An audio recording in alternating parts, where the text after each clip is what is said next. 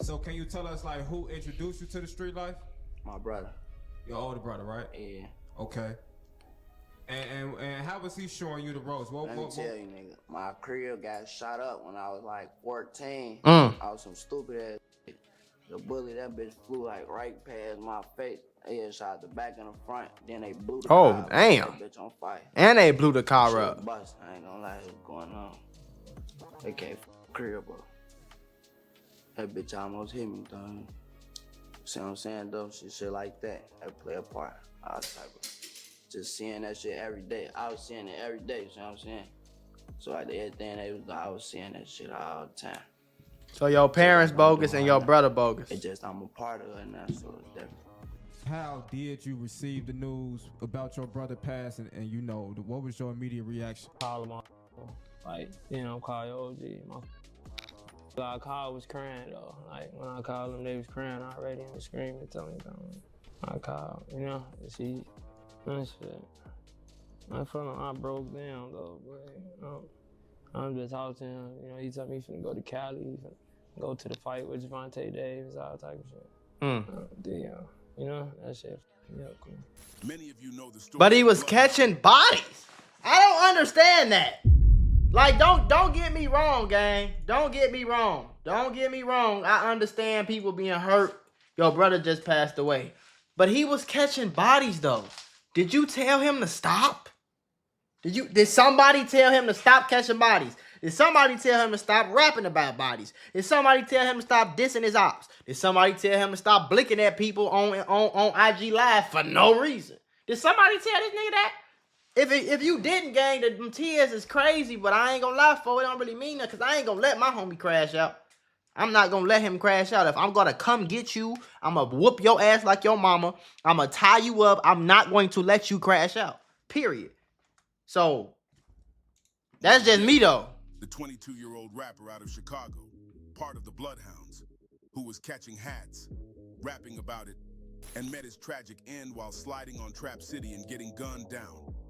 But not many know the story of his Folks was running for his life on bro grade. I want to put y'all on to some of the easiest money you'll ever make in your life. Freecash.com is a website that allows you to literally get paid hundreds of dollars just for playing video games on your phone. All you need is an email and a password. Follow the directions on each of the campaigns and you can earn at least $100. My personal favorite game to play was Sunrise Island, and when I clicked on it, they had a $370 bonus. I got $370 just for playing a video game on my phone. On average, it only takes about 17 minutes for most people to start earning money on freecash.com. So if you need some free, easy, extra money, go to freecash.com, click the QR code right here, or go in the description below and start getting that bag. You did? Diving into the story of Bloodhound Lil I Jeff's feel big you. brother, Jay Boogie. Jay Boogie grew up in the heart of Chicago's South Side. And he navigating look a familiar. chaotic environment. See, these pictures, Jay Boogie kind of look familiar, even though I know I don't know him. But I feel like he was in some songs or around some people or in some music videos from like when I was growing up. Bloodhound Lil Jeff's Or big something. brother, Jay Boogie. Jay Boogie Yeah, that's grew up Saw J right there. The story of Bloodhound Lil Jeff's big brother, Jay Boogie. That's Saw J. I went to school with him. Maybe I have seen or ran into this nigga. I don't know.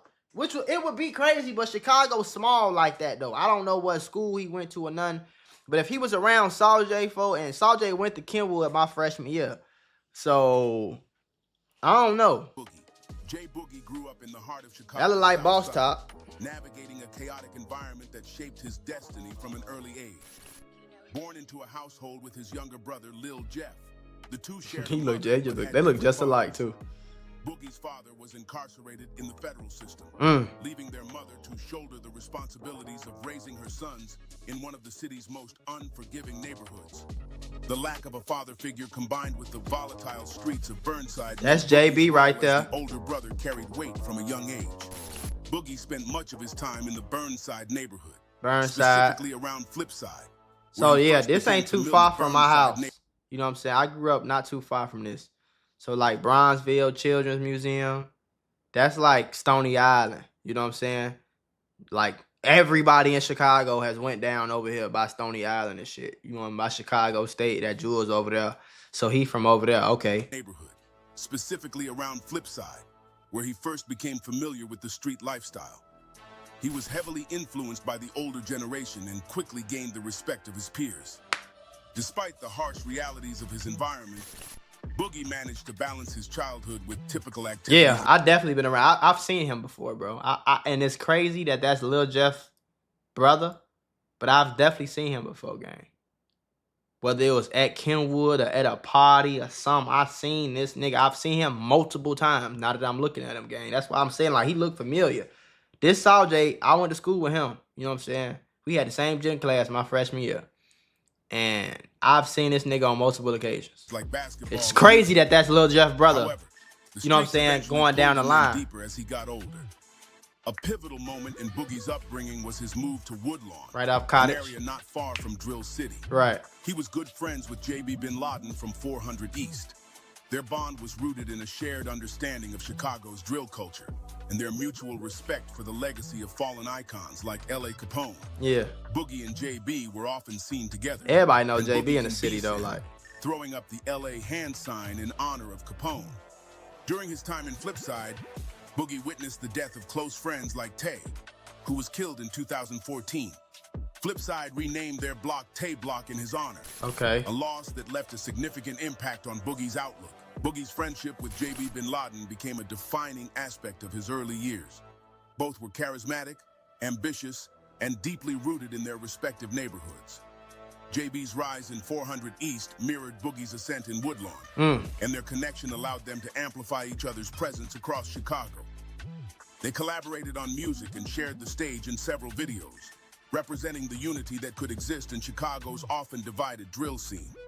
The two weren't just collaborators in music, they were homies in the streets.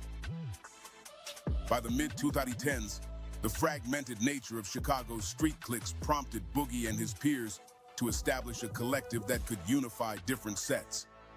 The Bloodhounds emerged as a powerhouse, combining members from Drill City, Chris World, Trap City, and MTV L79. The Bloodhounds were more than just a gang. They became a symbol of power and respect. Their music served as both an outlet and a weapon, with tracks like Bloodhound Villains and Bloodhounds showcasing their dominance. Boogie's presence in these videos, often toting firearms and dropping disses, cemented his image as a leader who balanced loyalty with street business. Right. While J Boogie was in the streets, Lil Jeff had Lil Jeff was playing basketball. Look how he standing. Look how he standing, bro. It was all his ass playing basketball. He hoped to make it out through the game, but things took a sharp turn when he didn't make his high school's varsity team. Yep, that'll do it. That failure crushed him. Feeling lost and unsure of his next move, Jeff turned to the streets as it was familiar to him. Jeff idolized. Ain't nothing else to do. That's how niggas be. How he moved in the streets and earned respect. At 14, Jeff faced his first real taste of violence when their house got sprayed up with bullets flying past his face. That moment left a mark on him. So can you tell us, like, who introduced you to the street life? My brother. His brother, J Boogie. Brother, right? Yeah. Okay. And how was he showing you the ropes? Let me tell you, my crib got shot up when I was like 14. I was some stupid ass shit. The bullet, that bitch flew like right past my face. They had shot the back and the front. Then they blew the car and set that bitch on fire. That's crazy, Shit gang. was bust. I ain't gonna lie. I ain't gonna lie. That bitch almost hit me, dog. See what I'm saying? So he was gonna fail. He was gonna fail regardless, gang. It's crazy. He was gonna be a he was gonna be a YN no matter what he did or nothing. It was gonna be real hard for him not to be a YN, gang. You got your house getting blicked up. You know what I'm saying? You got your car getting set on fire. Your brother probably almost dying. I'm sure he in there telling you stuff all the time. You hanging around him. You probably going to parties with him. You probably kicking it on the block with him. You know what I'm saying? Your mama at work. Y'all skipping school, doing all type of bad folk. Like, your crib getting blicked up again, like I said, folk. Like, it's just, like, what was he gonna do? What else could he, nobody taught him nothing else but the streets, folk. Like that, I play a part. That's crazy, but it's crazy. Every day. But it's true. It every day, you know what I'm saying? So like everything I was seeing that shit all the time. Just like I'm doing right now. It's just I'm a part of it now, so it's different. One that set him on a new path. By 18, Jeff officially jumped off the porch, repping Drill City and eventually joining the Bloodhounds. Yeah, the his very ass crew his outside brother helped now. create. Lil Jeff's path in the streets led him to beef. Ain't with nobody Trap gonna City. tell him nothing because of who his brother is. Ain't nobody gonna tell him nothing. Ain't nobody finna tell him move around. Ain't nobody finna tell him you ain't Bloodhound, you ain't this, you ain't that, because of who your brother is, folks. Period. A set his older brother once called home. The tension hit a peak when Trap City allegedly backdoored Z Money, one of Jeff's closest homies. That betrayal lit a fire in Jeff, and he became relentless in his pursuit of revenge. Jeff taunted Trap City on social media, dropping names and claiming bodies. The irony of the beef wasn't lost on anyone. J Boogie, once a major figure in Trap City, now had a younger brother warring with his old crew. It was a painful reminder of how the streets don't care about family ties. Hell no. Once Lil Jeff was in, he went all the way. His antics on Instagram Live, brandishing heavy artillery and dissing dead ops, added fuel to the fire. Known for his wild demeanor, Jeff gained a reputation as one of the most reckless hitters in the city. He didn't just rep Bloodhounds, he embodied their energy.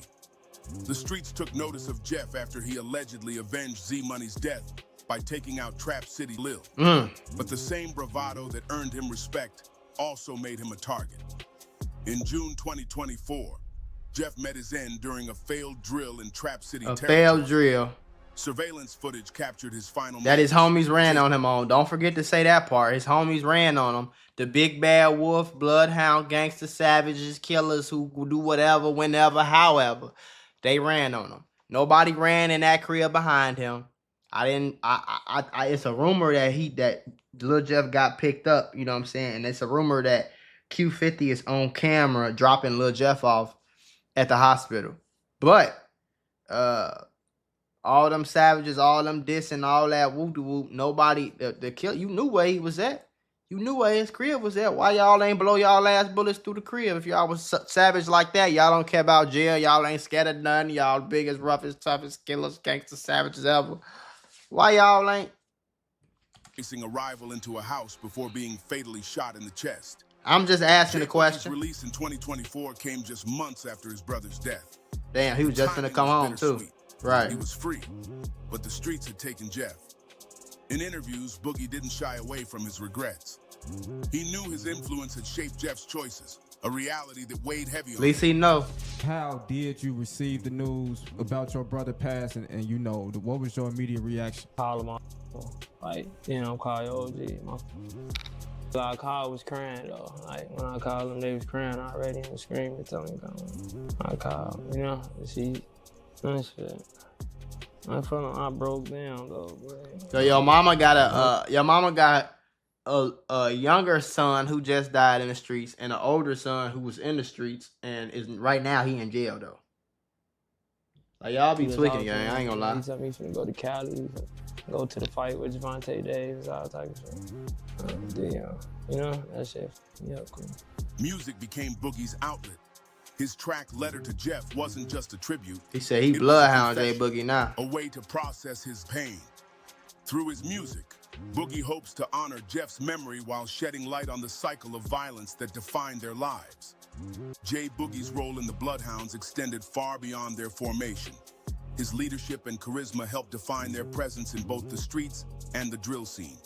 But the legacy of the Bloodhounds was also marked by loss, with Lil Jeff's death serving as a tragic chapter in their story. J Boogie's story and Lil Jeff's death underline the cruel irony of the streets. The same gang life that brought them respect and power also tore their family apart. The fact that Jeff was killed in Trap City territory, a place Boogie once called home, Right. serves as a chilling reminder of how the streets don't play favorites. Yep. The story of J Boogie and Lil Jeff isn't just about gang wars or drill music. It's a reflection of the harsh realities faced by many in Chicago. Fans think J Boogie will crash out as Lil Jeff is gone, I hope and not. he will be looking for get back on Trap City. J Boogie is now free, and Lil Jeff had the Bloodhound movement global. Hopefully, J Boogie can use the short but impactful run Lil Jeff had and make it out of the trenches. I hope Because so. this life only leads to two destinations: getting taken out or prison. Let me know what you guys think in the comments. I hope so, fo. I hope he just used the Bloodhound name to turn up. Don't diss no dead guys, dead ops, dead nothing, nobody. Don't diss nobody. Don't do nothing, fo. Just turn up, go crazy, do whatever you can to get the money. You know what I'm saying? And bring you, your family up out of this so y'all don't lose nobody else, gang. On for them. That's what y'all head gotta be. Fuck all that tough Tony, tough talk, tough this op, shoot this, pop this. Fuck all that. Do your homework.